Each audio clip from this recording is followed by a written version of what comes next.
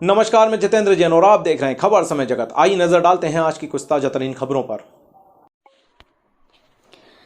Datia Bhajpa RSS का लोकतंत्र में विश्वास नहीं है। प्रधानमंत्री प्लान बनाकर लोकतंत्र को खत्म कर रहे हैं। उक्त विचार सेवड़ा विधायक घनश्याम सिंह ने ग्राम राजपुर में हाथ से हाथ जोड़ो अभियान का शुभारंभ करते हुए कही। उन्होंने कहा कि केंद्र सरकार देश की संवैधानिक संस्थाओं को कमजोर कर रही है। सदन में विपक्ष के सांसदों विधायकों को जनता से जुड़े ज्वलंत मुद्दों पर बोलने नहीं दिया जाता। मध्य प्रदेश में विधानसभा के सत्र छोटे कर दिए गए। सेवड़ा पुल के मुद्दे को ही आप लोग देखें। पुल के लिए सड़क से सदन तक जनता को साथ लेकर लड़ाई लड़ी, तब कहीं सरकार की नींद टूटी और पुल स्वीकृत किया। उन्होंने दतिया और इंदरगढ़ में भाजपा नेताओं द्वारा किए जा रहे दमनकारी कार्यों की कटु निंदा की। कांग्रेस द्वारा आयोजित हाथ से हाथ जोड़ो अभियान के तहत विधायक सिंह ने सबसे पहले ग्राम राजपुर में भ्रमण किया और घर घर पहुंचकर ग्रामीण जनों से कांग्रेस पार्टी को सहयोग करने के लिए कहा। विधायक घनश्याम सिंह ने चौपाल लगाकर ग्राम वासियों की समस्याएं भी सुनी।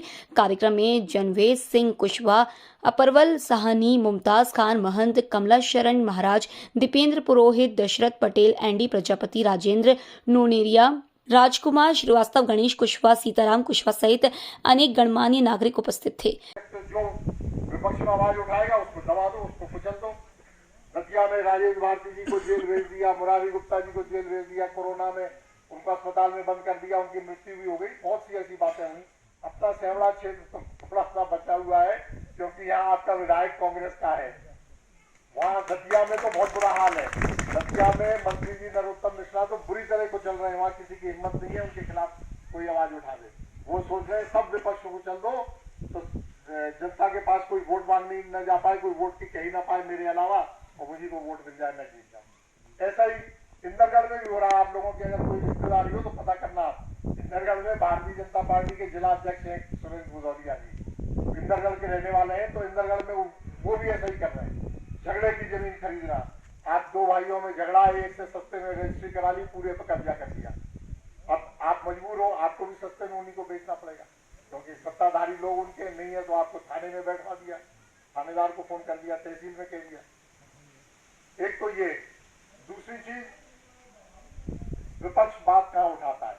सबसे बड़ा प्लेटफॉर्म होता है संसद और विधानसभा। आज मैं विधायक हूं, मैं विधानसभा में जो बात कहूंगा उसको पूरे अखबार कवर करेंगे, रेडियो में, टेलीविजन में आएगा, तो उसका ज्यादा असर पड़ता है।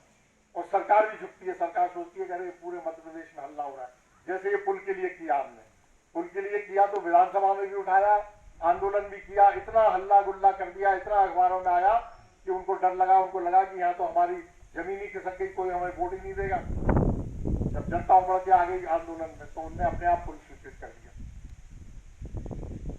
और संसद में जो लोकसभा सदस्य है वो संसद में उठाते हैं। राष्ट्रीय देश स्तर की बात है। अब हालात ये हो गए। तीसरा एक होता है प्रेस। कोई घटना हुई उसकी रिपोर्टिंग करते हैं, अखबार में आता है, रेडियो पे आता है, टेलीविजन में आता है, उससे भी सरकार पे दबाव बनता है। फिर एक चौथा स्तंभ है न्यायपालिका। अगर कहीं न्याय नहीं मिल रहा, विपक्ष को भी नहीं बोलने दे रहे, मौका नहीं दे रहे, या अखबार वाले भी डर की वजह से नहीं छाप पा रहे, तो न्यायपालिका स्वतंत्र मानी जाती है। आदमी कोर्ट में चला जाता है, वहां से अपने लिए न्याय मांगता है।